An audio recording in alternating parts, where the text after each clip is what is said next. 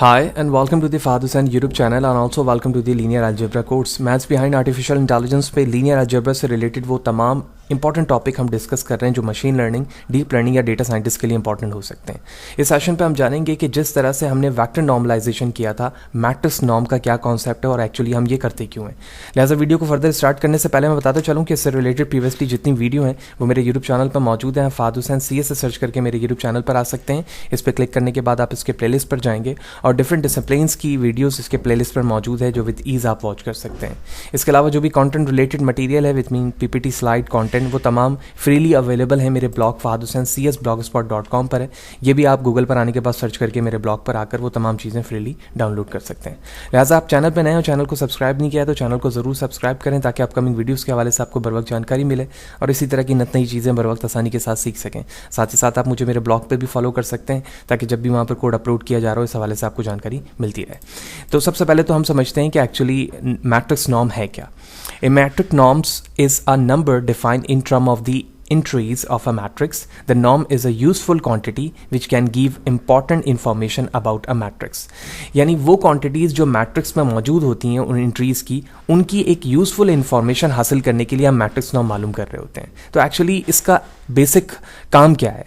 Basic काम ये है to estimate how big a vector और टेंसर इज, यानी एक वैक्टर या टेंसर कितना बड़ा है ये एस्टिमेट करने के लिए हम नॉर्म मालूम करते हैं। इसी तरह to estimate how close one tensor to another in a matrix, यानी अगर डिफरेंस मैट्रिक्स कलेक्शन से एक टेंसर में मौजूद है तो एक टेंसर्स दूसरे टेंसर से कितने करीब है, यानी कलेक्शन ऑफ मैट्रिक्स एक दूसरे से कितने करीब हैं, ये जानने के लिए, एस्टिमेशन करने के लिए हम मैट्रिक्स नॉर्म मालूम कर रहे होते हैं।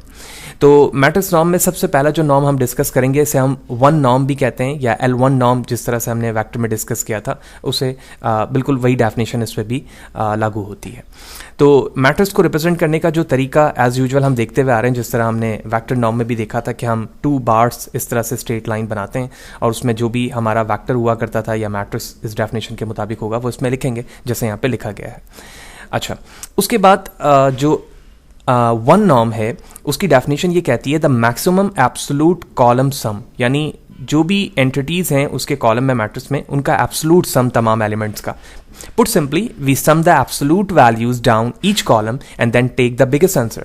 और जब हम तमाम वैल्यू को टेक डाउन कर लेंगे और उसके बाद उनका सम करेंगे तो एक बड़ी वैल्यू हमें मिल रही होगी। फॉर्मूले को आप देखें तो maximum of element where is I is less than equal to J and J is less than N.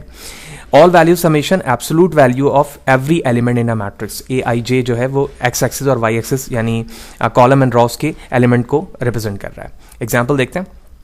तो एग्जाम्पल पे हमारे पास 2x2 का एक मैट्रिक्स मौजूद है और मैं इसे स्क्वायर मैट्रिक्स भी कह सकता हूँ, ठीक है।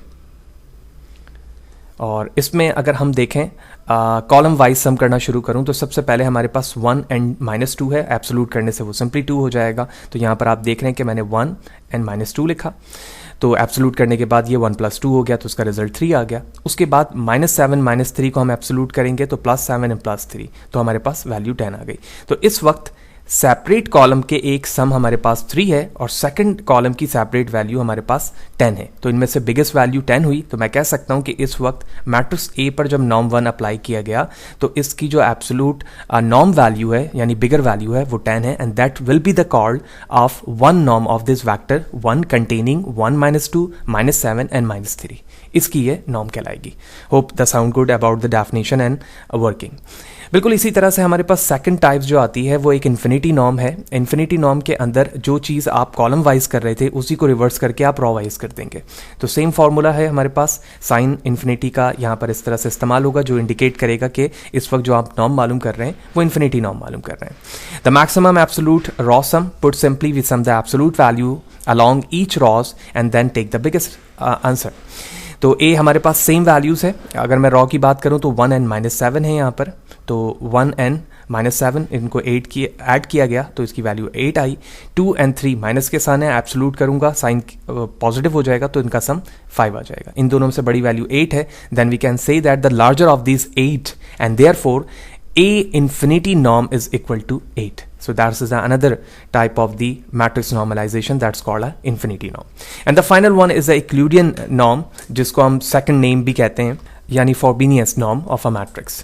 फॉर्मूले को अगर आप देखें तो जिस तरह से हमने सिंपली एक मैट्रिक्स को रिप्रेजेंट किया था, यानी 1 से या फिर इन्फिनिटी से, तो उसकी जगह हम यहाँ पर ई मेंशन करेंगे जैसे यहाँ पर किया हुआ है। लिटिल बिट डिफरेंस है यूक्लिडियन में और फ्रोबिनियस नॉर्म में, वो हम नेक्स्ट स्लाइड पे अंडरस्टैंड भी करते हैं, लेकिन ऑलमोस्ट दोनों का फॉर्मूला सेम ही होता है।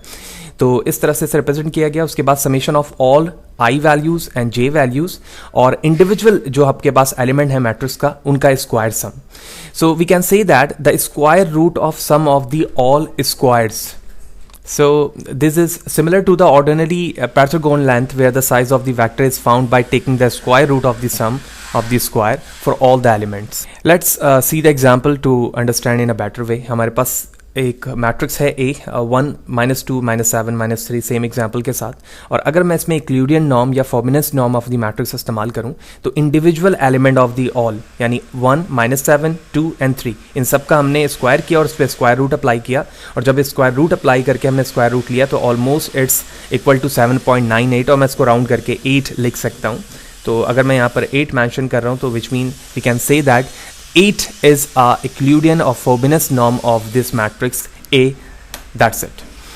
तो बेसिक डिफरेंस इसमें क्या है, the L2 norm is the Euclidean norm of the vector, यानी अगर मैं L2 नॉर्म सिंपल बात करूं तो उसको हम यूक्लिडियन नॉर्म कहते थे वेक्टर में।